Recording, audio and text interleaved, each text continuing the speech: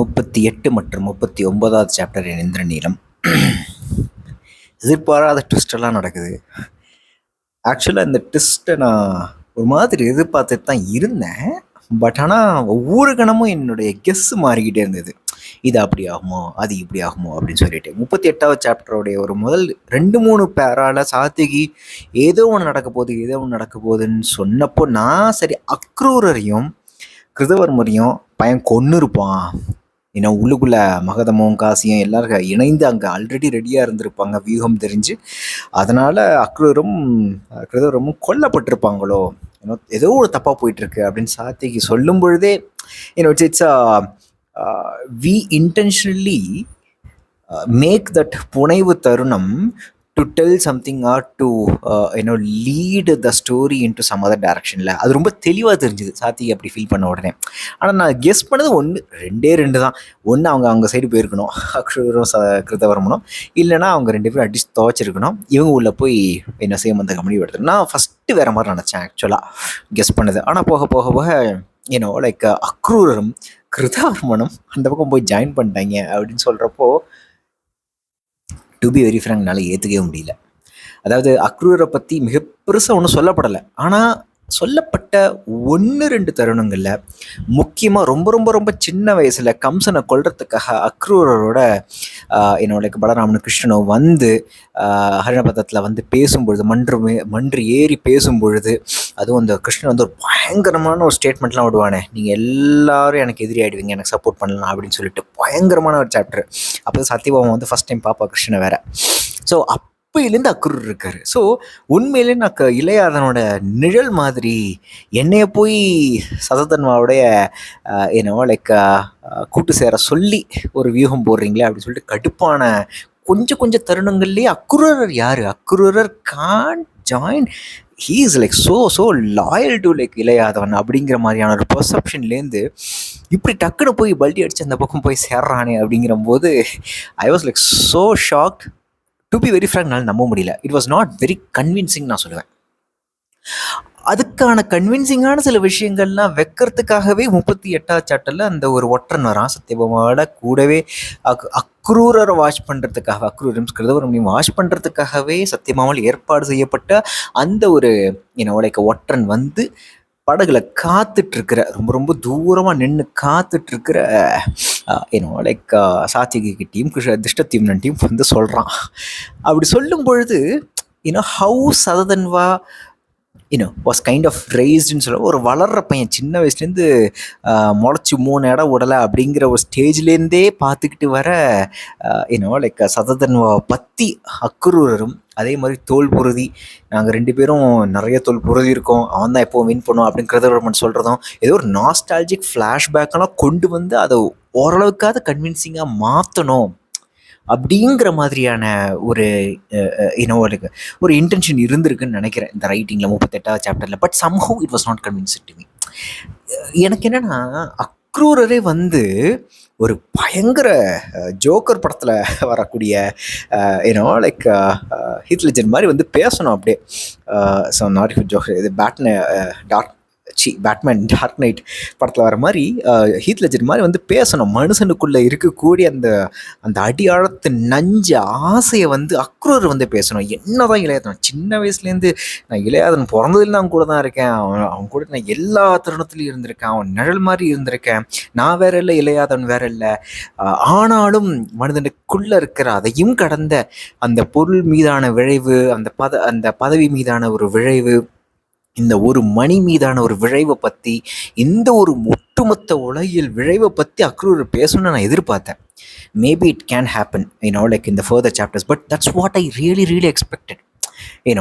Like I told, a lot of data points were not given about Akrurar's loyalty towards Ilaiyadavan. But still சொல்லப்பட்ட சில தருணங்களில் அவ்வளோ ஒரு லாயலான ஒரு ஆள், he can't just take suddenly switch sides.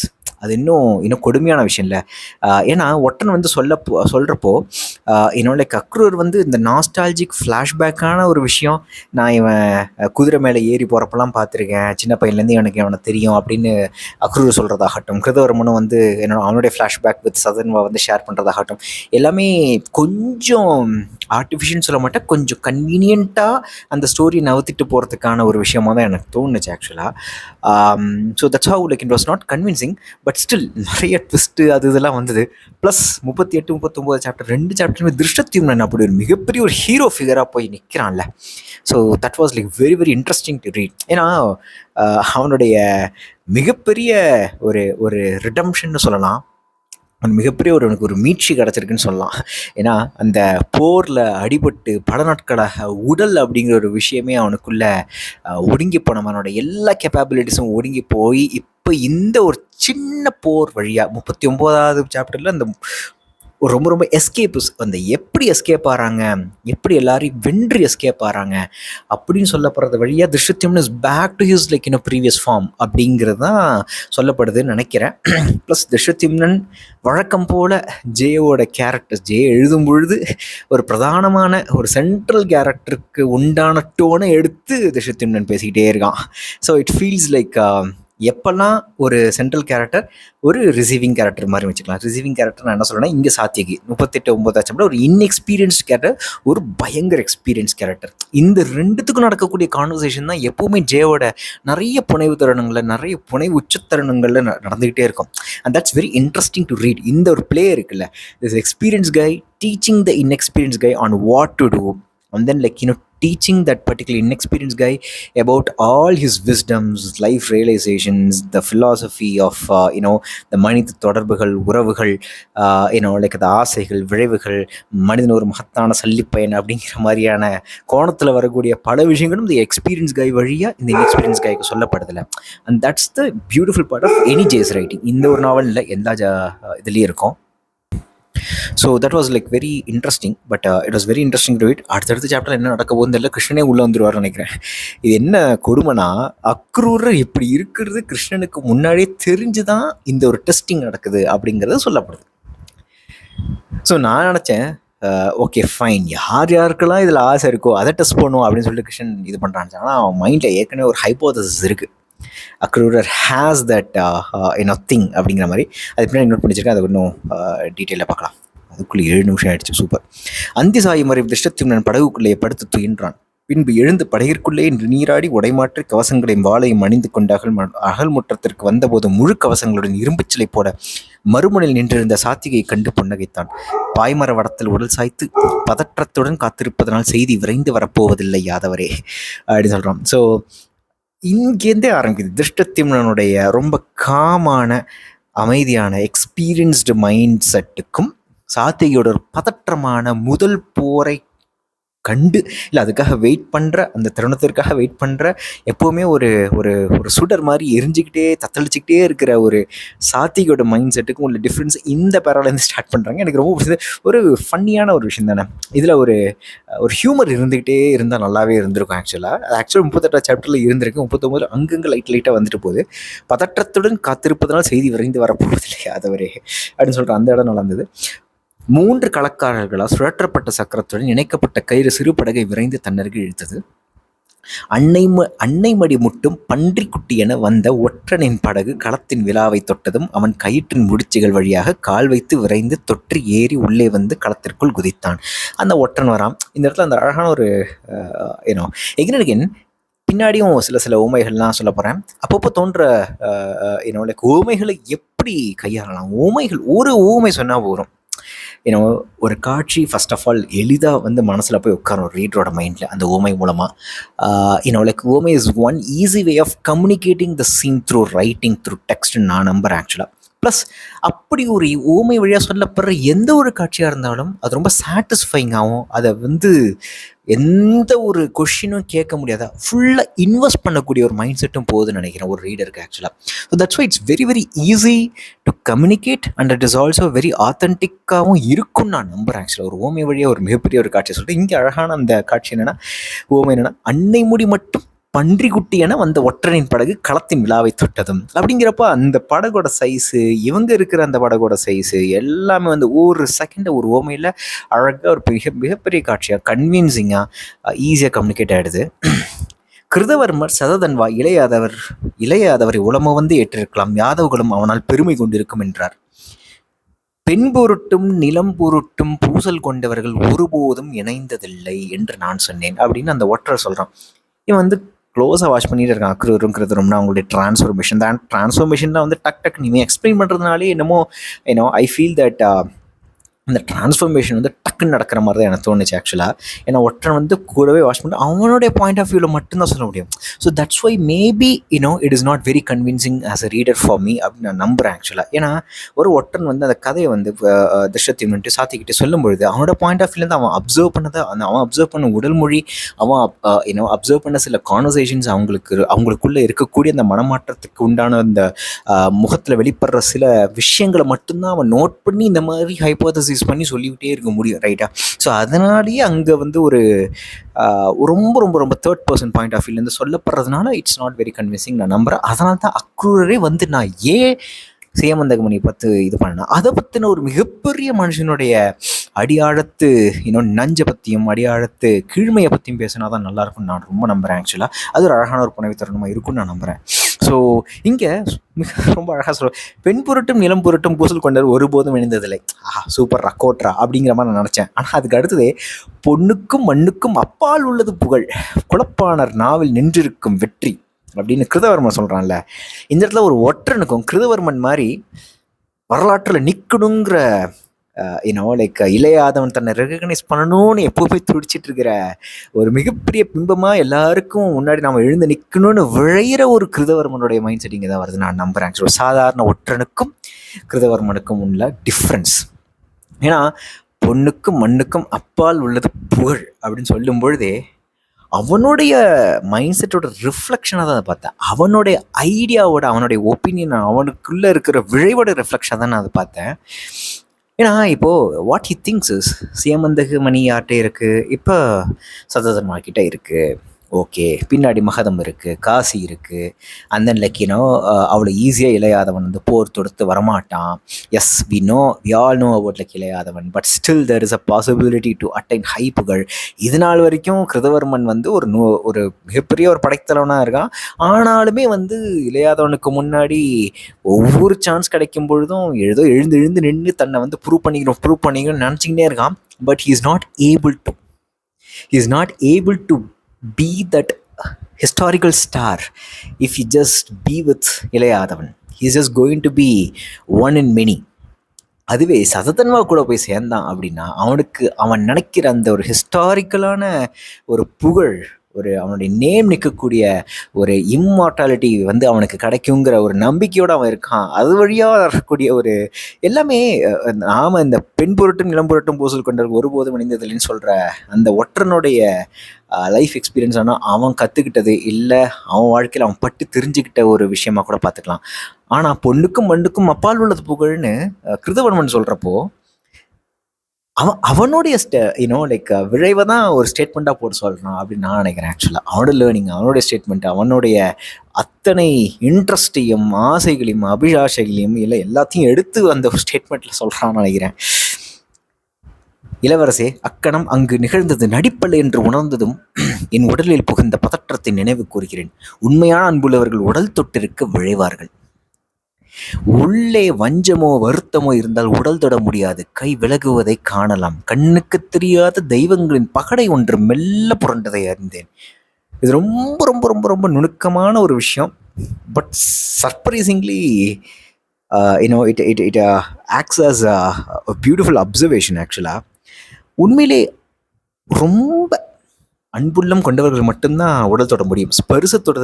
ஸ்பரிசத்தை experience பண்ணுறதுங்கிறது அன்புள்ளம் கொண்டவர்கள் மட்டும்தான் வந்து சொல்ல முடியும். இப்போது ரொம்ப க்ளோஸ் ஃப்ரெண்டாக இருந்தால் தான் தோலை தட்டி அதை பற்றி சும்மா அடித்து இது பண்ணி we feel some kind of affection towards them, or some kind of ஒரு தொடக்கூடிய உரிமை இருக்கிறவங்க கிட்ட ஒரு சின்னதாவது அன்பு இருந்தால் மட்டும்தான் அந்த உடல் தொடுகை தானாக நடக்கும். இல்லைனா 2 எனிமீஸாக இருக்காங்க, அவங்க 2 பேரையும் ரொம்ப வலுக்கட்டாயமாக ஒன்று சேர்த்து வச்சு ஹேண்ட் ஷேக் பண்ணிக்கோங்க அப்படிங்கிறப்போ அப்படின்னு சொல்லிட்டு போப்போம் அப்படின்னு சொல்லிட்டு தானே போவோம், ரைட்? ஸோ அதில் உள்ள அந்த ஹெசிடேஷன் நம்மளுக்கு தெரியும். உள்ளே வஞ்சமோ வருத்தமோ இருந்தால் உடல் தொட முடியாது, கை விலகுவதை காணலாம். ஏன்னா லைக் உள்ளத்துடைய எனக்கு என்ன ரொம்ப கிளிஷேடான பழம் என்ன அகத்தின் அழகு முகத்தில் தெரியும், அந்த மாதிரி நான் அகத்தின் அழகு உடல் அழகில் தெரியும், இல்லை உடல் மொழியில் தெரியும் அப்படிங்கிற மாதிரி கூட வச்சுக்கலாம். அந்த லெவலுக்கு உடலும் கையும் தயங்கும் அந்த இன்னொரு வஞ்சமோ வருத்தமோ இருக்கக்கூடிய இன்னொரு உயிரை தொடறதுக்கான, அந்த உடலை தொடறதுக்கான ஒரு தயக்கம் கொஞ்சமாச்சும் இருக்கும் அப்படின்னு சொல்கிறது it is kind of like an observation which is nice to keep in mind actually. கிருஷ்ணபூவசின் துறைமுகத்திலிருந்து 12 போர் படகுகள் கொடிகள் பறக்க முரசொலிகள் உரும வருவதை திருஷ்டத்யும்னன் கண்டான். அவை காட்டுப்பன்றி கூட்டம் போல அரைவட்ட வளையம் அமைத்து மூக்கு தாழ்த்தி செவி விரித்து கூர்மையை செலுத்து தங்களுக்குள் என உரிமை எப்படி வருவதாக தோன்றியது. எகின் ஒரு பன்னியோட ஓமை வருது. பன்றிகள் கூட்டமா இல்லை பன்றிகள் எப்படி ஒரு சின்ன பண்ணி இலக்கணும் ஒரு அம்மா பண்ணிக்கிட்ட போய் முட்டை வருதோ, இந்த மாதிரியான ரிப்பீட்டடான சில பன்னியோட உவமைகள் வருது இல்லை, பன்றிகளை பற்றின உவமைகள். எனக்கு 38 சட்டை அடுத்தடுத்து வர்றதுனாலே it's just a connection. Maybe அந்த நேரத்தில் பன்றிகளை பற்றி நிறையா திங்க் பண்ணியிருப்பார் அப்படிங்கிற மாதிரி எனக்கு தோணுச்சு. ஆக்சுவலாக அது சம்மந்தமான விஷயங்கள் அது சும்மா சாதாரண லைக் அப்சர்வேஷன் தான். அதெல்லாம் ஒரு சாதாரண ஹைப்போதசிஸ் அண்ட் சாதாரண கெஸ்ஸஸ் தான். அதெல்லாம் இதில் ஒன்று பெரிய இதனால் வீரர்களை எரியம்புடன் இழச்சொல்லும் என்றான் திருஷ்டத்யும்னன். அணிவரும் படகுகளை கூர்ந்து நோக்கியபடி நம்மிடம் எரியம்பு எய்யும் திறன் கொண்ட 7 பேர் மட்டுமே உள்ளனர் என்றான் சாத்திகி. 7 என்பது மிகப்பெரிய எண் என்று சிரித்தான் திருஷ்டத்யும்னன். இந்த லைன் வரைக்கும் இது ஒரு மிகப்பெரிய பேரா, இந்த லைன் வரைக்கும் நான் நினச்சேன்னா திருஷ்டத்யும்னன் இஸ் பார்த்துக்கலாம் அப்படிங்கிற மாதிரியான ஒரு மைண்ட் செட்டில் இருந்திருக்கானு நினச்சேன். ஏன்னா ஆல்ரெடி வாட்ச் தான் வந்திருக்கான், கிட்டத்தட்ட படுக்கையாக இருந்து உடல் எந்த ஒரு ரெஸ்பான்ஸும் கொடுக்கல அந்த போரில் அடிபட்டதுக்கப்புறம். ரொம்ப ரொம்ப ரொம்ப நாள் கழித்து எழுந்து வந்தவன் சரி பார்த்துக்கலாம் ஒரு மாதிரியான ஒரு தெனாவட்டான ஒரு இதில் தான் இருக்கான். இல்லை இப்படி நினச்சி பார்த்தேன். ஆக்சுவலி இதுதான் ஃபஸ்ட்டு எனக்கு மைண்டில் வந்தது.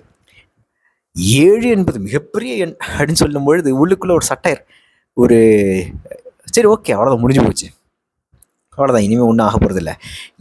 த worst can happen at any time. இதுக்கு மேலே பதட்டப்பட்டு ஒன்றும் பிரயோஜனம் இல்லை, அதனால லெட்ஸ் ஃபேஸ் இட் அப்படிங்கிற ஒரு மனநிலையில் இருக்கானோ.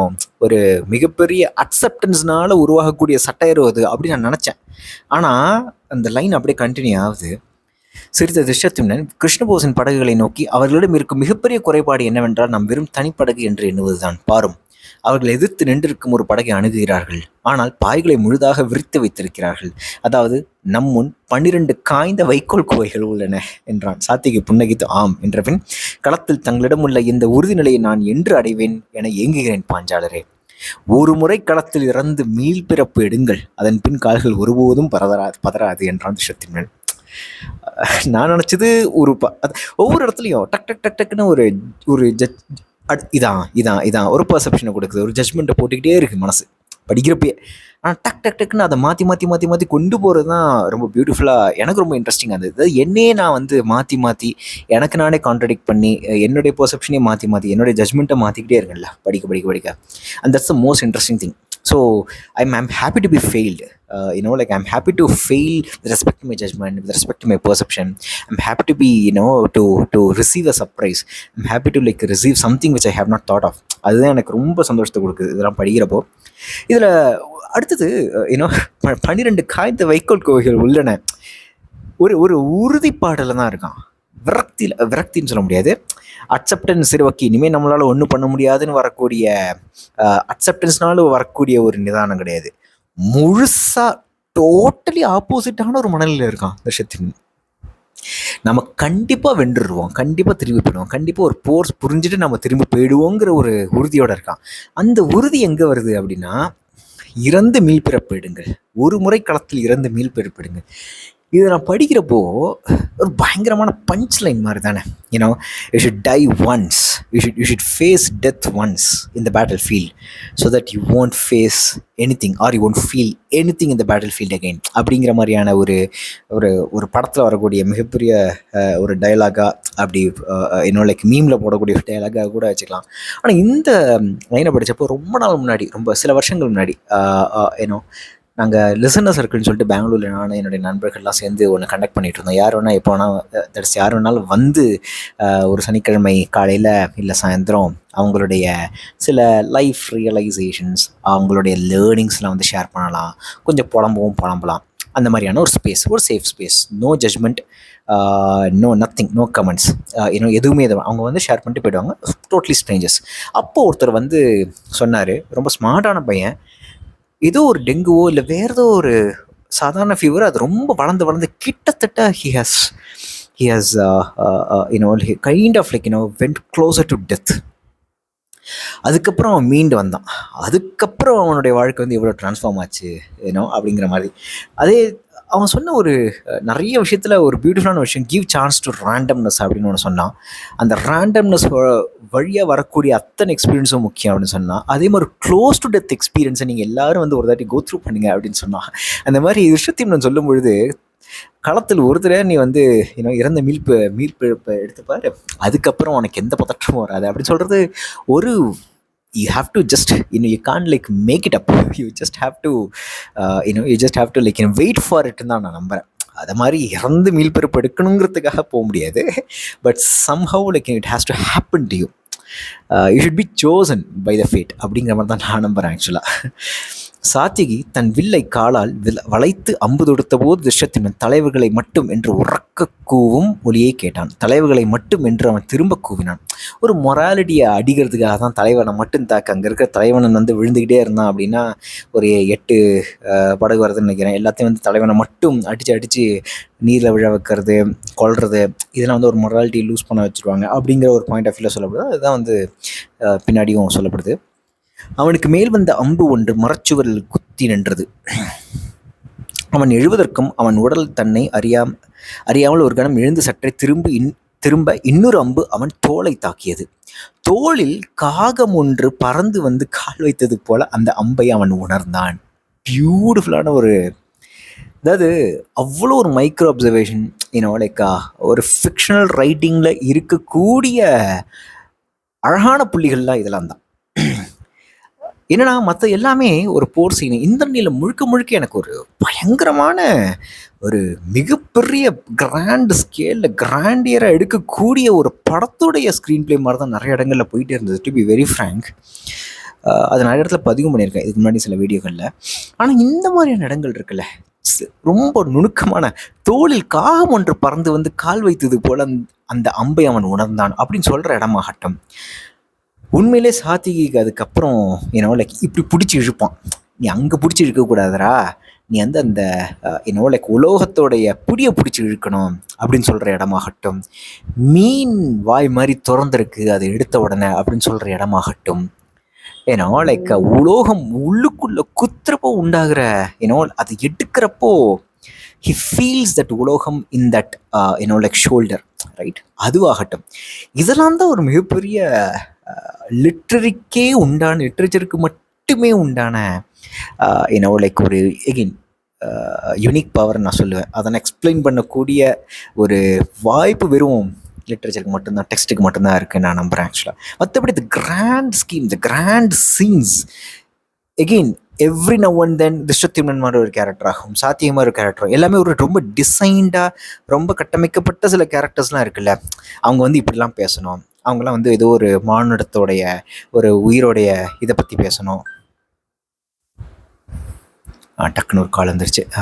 இந்த மாதிரியான கிராண்ட் ஸ்கீம் ஆஃப் திங்ஸ் அதான் சொல்லிட்டு இருந்தேன் நினைக்கிறேன். எல்லாமே திருஷ்டத்யும்னன் ஒரு கேரக்டர், சாத்தியமான கேரக்டர் எல்லாமே. அப்புறம் கொஞ்சம் லைக் ஒவ்வொரு சாப்டர்லேயும் 1-2 இடத்துல இது மாதிரியான லைஃப் ரியலைசேஷன்ஸ், மானுடத்தோடைய ஹியூமனிட்டியோடைய கீழ்மைகளை பற்றி இல்லை உச்சத்தை பற்றி இந்த மாதிரி சில சென்டென்ஸ்லாம், ஒரு கோட் எழுதி வைக்கிற மாதிரி சில சென்டென்ஸ்லாம் வரணும்.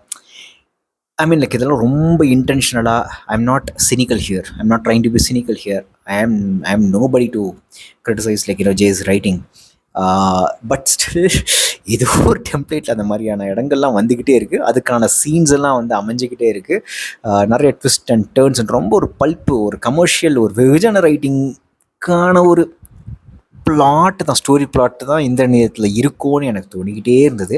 அதையெல்லாம் கடந்து இந்த மாதிரியான மைக்ரோ அப்சர்வேஷன்ஸ், நுவான்ஸ்டான மனித உணர்வுகளை கேப்சர் பண்ணுறதுல தான் எனக்கு இந்திரநீலம் ஆஸ் அ நாவலாக ஒருபடி படிக்கக்கூடிய ஒரு நல்ல இலக்கிய வாசகன் படிக்கக்கூடிய ஒரு நாவலாக இருக்குன்னு நான் நம்புகிறேன். ஆக்சுவலாக திருஷ்டத்யும்னன் நம் களத்தின் அமரமுனைக்கு அருகே அகழ்வளைவின் விளிம்புக்கு அடியில் அமர்ந்து கொள்ளும். காசின் முதற்படகின் முகப்பு பெரும்பாயை நீர் இறக்க வேண்டும் என்றான். எரியம்பா என்றான் சாத்திகி. அல்ல, அப்படகின் பாய் எளிதில் எரியாது. அதில் பீதர் நாட்டு வெண்களிமண் பூசப்பட்டுள்ளது. அதன் மேலே சேர்த்து கட்டியிருக்கும் வடத்தின் முடிச்சை அறுக்க வேண்டும். இந்த இடத்துல நான் ஏன் குறித்து வச்சேன்னா, எகின் இதுவும் ஒரு அழகான விஷயந்தான். எங்கன்னா but this is also a kind of என்ன சொல்கிறது, ஒரு வாசகனையோ இல்லை ஒரு மிகப்பெரிய ஒரு ரொம்ப பெருசாக படம் எடுக்கக்கூடிய ஒரு ஆட்கள் பார்வையாளனையோ அப்படி வியக்க வைக்கிற ஒரு இன்ஃபர்மேஷனை சொல்லக்கூடிய ஒரு விஷயம். அப்படகின் பாய் எளிதில் எரியாது, ஏன்னா அதில் பீதர் நாட்டு வெண்களிமண் பூசப்பட்டுள்ளது. அதை மேலே சேர்த்து கட்டியிருக்கும் வடத்தின் முடிச்சை அறுக்க வேண்டும். அதுக்கப்புறம் பின்னாடியும் அந்த டிசைன் ஆஃப் பீதர் காலத்து லைக் படகுகளை பற்றி சொல்லும் பொழுது சில ஸ்ட்ரக்சரல் இன்ஃபர்மேட்டிவான புது இன்ஃபர்மேஷனை ஒன்று சொல்லி அது மூலமாக வியக்க வைக்கிறார்ல, இதுவுமே நல்லா இருக்கு. ஆக்சுவலாக படிக்கும்போது சூப்பராக இருக்குது. There is no doubt at all. ஏன்னா அந்த இடத்துல திருஷ்டத்யும்னன் அப்படிங்கிற ஒரு கேரக்டருக்கான ஹைப் ஏறுது. we like Dhishtatyumnan for his brilliance, for his knowledge about everything. காசியில் இருக்கக்கூடிய படகுகள் பீதர்கள் உண்டாக்குன படகுகள். அந்த படகுல வெண்களிமண் இருக்கும். ஸோ ஊட்டி எரிய முடியாது. அவங்க சதர்னுடைய படகை எரிச்ச மாதிரி அப்படிங்கிற இன்ஃபர்மேஷனால் உண்டாகக்கூடிய ஒரு நாலேஜை எடுத்து சொல்லும் பொழுது we definitely get surprised. அந்த இடத்துல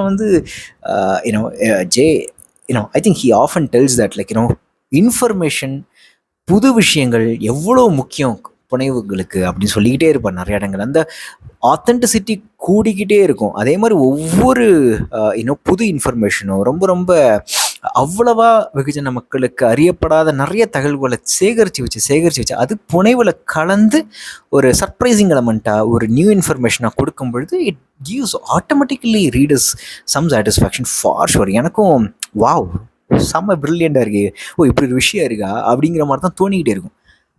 பட் ரொம்ப பேக் அடித்து போய் யோசித்து பார்த்தோம்னா எகெயின் இது ஒரு டெம்ப்ளேட்டில் வரக்கூடிய ஒரு உத்தியாக இருக்கலாமோ அப்படிங்கிற ஒரு சினிக்கல் தாட்னு சொல்ல முடியாது, ஒரு ஸ்கெப்டிக்கல் தாட் வந்துகிட்டே இருந்தது எனக்கு ஆக்சுவலாக. So this is what I felt. Okay, இந்த மாதிரி பல விஷயங்கள் இருக்கலாமே. அப்போ ஒவ்வொரு இன்ஃபர்மேஷனும் நம்ம ஒவ்வொரு சாப்டர்லேயும் பொருத்தி இந்த மாதிரியான ஒரு எக்ஸைட்மெண்ட்டை உண்டாக்கலாமே ரீடருக்கு அப்படிங்கிற மாதிரியும் எனக்கு தோணுச்சு. இட் இஸ் நாட் அங்கே அணிகிற செருப்புகளை பற்றியோ இல்லை அங்கே இருக்கிற கட்டடங்களை பற்றியோ இல்லை அங்கே இருக்கிற அணிகிற துணிகளை பற்றியோ அங்கே இருக்கிற ஏதோ ஒரு ப்ராக்டிஸை பற்றியோ ஹேபிட்டை பற்றியோ சம் மக்களுடைய பழக்க வழக்கங்களை பற்றியோ அதை வச்சு ஒரு புது புது இன்ஃபர்மேஷனை வச்சு அது மூலமாக ஒவ்வொரு இடத்துல ஒரு சீனை உருவாக்கி அது இப்படி இது இப்படின்னு சொல்லிக்கிட்டு போகலாமே அப்படிங்கிற மாதிரி எனக்கு ஒரு ஸ்கெப்டிக்கலான ஒரு தாட் ஓடிக்கிட்டே இருந்தது. இஸ் திஸ் அ ஹை படைப்பூக்க எழுத்து அப்படிங்கிற மாதிரியான ஒரு கொஷின் எனக்குள்ளே வந்துக்கிட்டே இருந்தது. பட் எல்லாமே படிக்கிறப்ப இன்ட்ரெஸ்டிங்காக இருந்தது. இப்படி உட்காந்து யோசித்து பேசும்பொழுது தான் ஒவ்வொன்றத்தையும் அலசி ஆராயும் பொழுது தான் தேவையில்லாத ஒரு சினிசிசமும் கூட வருதோன்னு எனக்கு தோணுது ஆக்சுவலாக. I have to admit that. விழுந்த பாய்களை கிழித்து கொண்டு கருவை திறந்து பிறந்தெழுபவர்கள் போல மேலே வந்த வீரர்களை அம்புகளை அவர்களை நோக்கி எய்தார்கள். இது ஒரு பியூட்டிஃபுல்லான ஓமை. நான் தான் முன்னாடி சொன்ன மாதிரி ஒரு ஓமை போகிறோம். அந்த ஸ்ட்ராங்கான ஓமை ஒரு ஆத்தென்டிசிட்டியை கிரியேட் பண்ணுது, ஒரு அழகான ஒரு இமேஜை கிரியேட் பண்ணுது. லைக் டெக்ஸ்ட் வழியாக அவ்வளோ பெரிய இமேஜ் ரொம்ப ஈஸியாக ஈஸி கம்யூனிகேஷன். பேசிக்கலி அவ்வளோதான். ஈஸி கம்யூனிகேஷன்னால ஒரு கன்விக்ஷன், அந்த கன்விக்ஷன்னால ஒரு மிகப்பெரிய ஒரு சாட்டிஸ்ஃபேக்ஷன். அண்ட் அனலாஜி ஓமைனாலே அப்படின்னு நம்ம மெய்மறந்து அந்த ரைட்டரோடைய ரைட்டிங் எபிலிட்டியை ரசிப்போம்ல, அந்த மாதிரி விஷயங்கள் ஒவ்வொரு தடவையும் ஆப்டாக பொருந்தக்கூடிய ஓமைகள் வர்றப்போ கண்டிப்பாக தோணிக்கிட்டே இருக்கும். ரைட், அது ரொம்ப யூனிக்காக சொல்லும் பொழுது அந்த ஓமைகளை அது இன்னும் சூப்பராக நம்மளை ரொம்ப அப்ரிஷியேட் பண்ண வைக்கும் அந்த டெக்ஸ்ட்டை. அக்ரூரின் விழிகளில் ஒரு ஒளியின் அசைவை முதலில் நான் கண்டேன் யாதவரே, அது என்ன என்று அப்போது நான் வியந்தேன். அதே அசைவை கிருதவர்மன் விழிகளிலும் நான் கண்டேன். நாகம் இருக்கும் புற்றுக்கு நம்ம அகம் மட்டுமே ஒன்று அசை ஒன்று உண்டு. அதை போன்றது அது என்றான் திருஷ்யத்யும்னன். அதை எப்போதோ இளையாதவர் கண்டிருப்பார். இந்த ஆடலுக்காக அவர்களை அதற்குத்தான் அவர் அனுப்பியிருக்கிறார் அப்படின்னு சொல்கிற அந்த இடம் தான் எனக்கு ரொம்ப ஷாக்கிங்காக இருந்தது. Because I mean as expected Krishnan knows everything, Krishnan would have found out everything. திருஷ்யத்யும்னனுக்கே ஒரு சில சாப்டர்ஸ்க்கு முன்னாடி தான் வந்தது இல்லை, நான் கூட கேள்வி கேட்டிருந்தேன் நினைக்கிறேன் அந்த வீடியோவில். திருஷ்யத்யும்னனுக்கு என்ன தோணுது அக்ரூரை பார்த்து? ஏதோ ஒன்று உள்ளுக்குள்ள ஒரு நிச்சலனமாக, ஏதோ சலனமாக, ஏதோ ஒன்று லைக் சம்திங் அவன் அமைதி இழப்பான். ஒரு மாதிரி வியர்டாக அவனுக்குள்ள ஒரு ஃபீலிங் தோணும். அந்த ஃபீலிங் என்ன நான் கேள்வி கேட்டிருந்தேன் நினைக்கிறேன். எனக்கு அது அப்போ புரியல. இங்கே அதுக்கான ஆன்சர் வருது. ஸோ கரெக்டாக தொட்டு பார்த்து கனெக்டிங் த டாட்ஸ் ரொம்ப ஈஸியாக எக்ஸ்பிளைன் பண்ணப்படுது ஆக்சுவலாக. லைக் அதுவே அந்த திருஷ்யத்யும்னனுக்கு தெரியக்கூடிய அவனுடைய அகம் மட்டுமே உணரக்கூடிய ரொம்ப பியூட்டிஃபுல்லாக அழகாக ஒரு விஷயத்தை எக்ஸ்பிளைன். நாகம் இருக்கும் புற்றுக்கு நம் அகம் மட்டுமே உணரும் அசை ஒன்று உண்டு. லைக் உள்ளுக்குள்ள ஒரு இன்ட்யூஷன், கட் ஃபீலிங் சொல்லலாமா, அந்த மாதிரியான ஒரு விஷயம் ஒருத்தருடைய கண்ணை பார்த்து தெரியும் பொழுது திருஷ்யத்யும்னனுக்கு பார்த்து தெரிந்து அது என்னங்கிற விளங்கலை. அந்த விளங்காதது கிருஷ்ணனுக்கு இளையாதவனுக்கு ஒரு ஹைப்போதசிஸாக ஃபார்ம் ஆகி அந்த ஹைப்போதசிஸை டெஸ்ட் பண்ணுறதுக்காகவே இப்போ இந்த ஒரு பிளேயில் விட்டுருக்கான் எல்லாரையும் அப்படிங்கிறது சொல்லப்படுது. அது படிக்கிறப்போ it was like very brilliant writing. அழகாக கனெக்டிங் த டாட்ஸ் நடந்திருக்கு. அகெயின் ரொம்ப ஒரு ப்ரொலிஃபிக்கான ஒரு ரைட்டர் எழுதக்கூடிய ஒரு எழுத்து அப்படிங்கிற ஒரு ஜட்ஜ்மெண்ட் வந்தது. ஆக்சுவலாக ஒரு பர்செப்ஷன் வந்தது. ஆக்சுவலி நாட் ஜட்ஜ்மெண்ட், ஒரு பர்செப்ஷன் வந்தது.